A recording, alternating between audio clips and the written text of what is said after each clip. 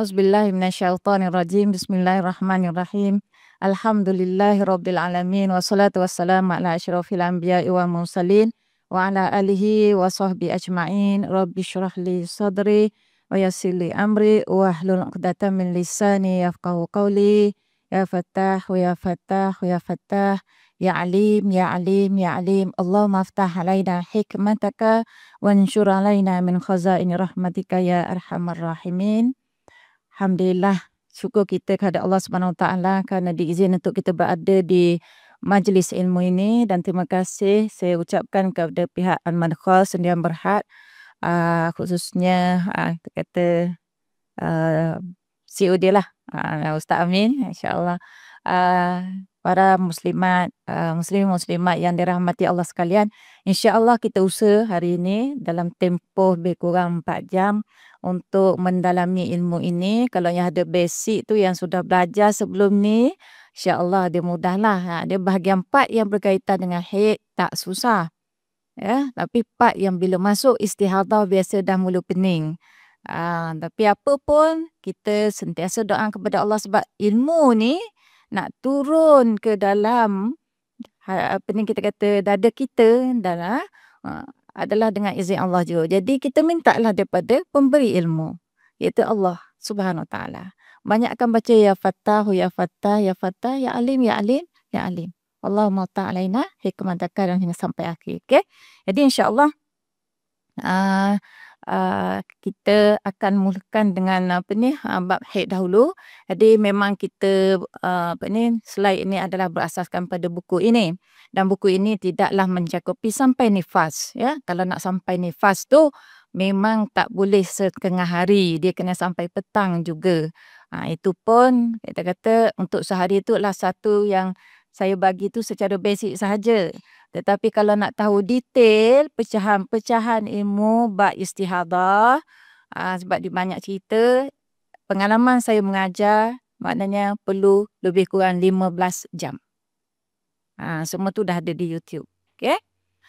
Jadi insyaAllah hari ini kita akan cover kepentingan belajar fiqh darah wanita, checklist datang bulan, apa yang kita perlu, apa yang perlu kita catat dan sebagainya, jenis-jenis darah wanita, tempoh haid, tempoh suci, tanda-tanda suci, syarat haid, istihadah dan sifat darah,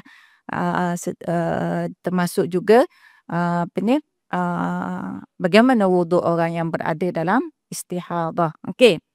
Kenapa kita perlu belajar fiqh wanita? Apa pentingnya? Bagi wanita, fardu ain. Fardu ain mana setiap orang mesti belajar.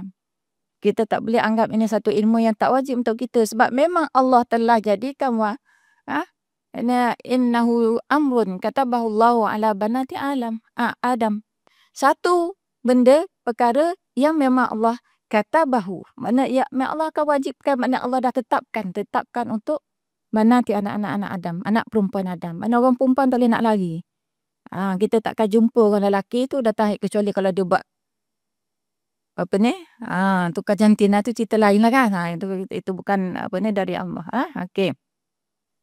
Jadi penting untuk kita belajar ilmu ini untuk supaya kita tahu hukum hakam yang berkaitan dengannya, iaitu taharah, ibadah dan juga munakahat. Jadi orang yang munakahat ni makna kita tahu dah masuk mana bila kita belajar, bila kita lahir, terutama bila nak iddah. Nauzubillah, bila berlaku perceraian. Kita berlaku istihadah, semua stres kan sebab bercerai. Kita nak tentukan dah habis iddah ke belum. Kan? Kalau yang dah menopause tu tak ada isu. Kira bulan saja. Kalau yang masih ada haid ni, dia salasah quru'. Jadi kalau kita tak belajar cara nak mengira haid kita, macam mana kita nak tahu dengan betul? Betul lah boleh tanya ustazah, boleh lah tanya ustaz, boleh tanya pejabat agama. Tapi kita kena ada ilmu sebagai orang Islam. Okey. Jadi kalau kita mendalami ilmu fiqh wanita ini, kita tak akan meninggalkan yang wajib. Mana kita tahu, time ni ada darah, tapi saya tahu ini darah istihadah. Saya tak akan tinggalkan solat. Saya tak akan tinggalkan puasa bulan puasa.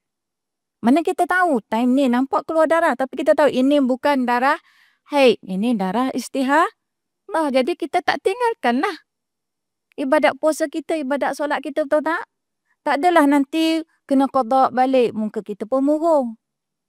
bila tanya ustazah, awak kena qada. Kita sedih. Sedangkan puncanya daripada siapa? Daripada kita kan? Yang tak nak belajar. Marahlah pada diri sendiri. Jangan marah pada ustaz ataupun ustazah. Okey? Dan juga kita, bila kita mendalami ilmu ini, kita tak akan melakukan yang haram. Bayangkan hari ini, pengalaman saya duk mengajar daripada PKP. Saya start mengajar ni masa musim PKP.